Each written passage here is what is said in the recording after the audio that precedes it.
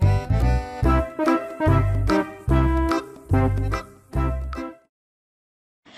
mừng các em đã quay trở lại với kênh Bibi Channel. Hôm nay chị sẽ giới thiệu với chúng mình một món đồ chơi rất là thú vị đấy. Đó là bộ đồ chơi nấu ăn.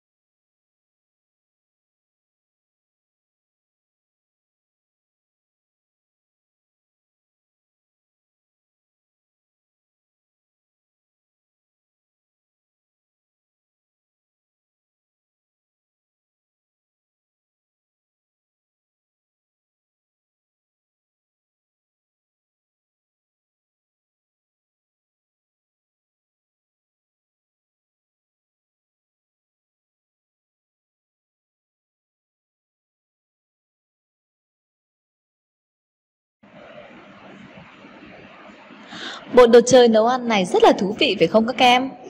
Các em nhớ nhấn like và đăng ký kênh để đón xem những video tiếp theo nhé!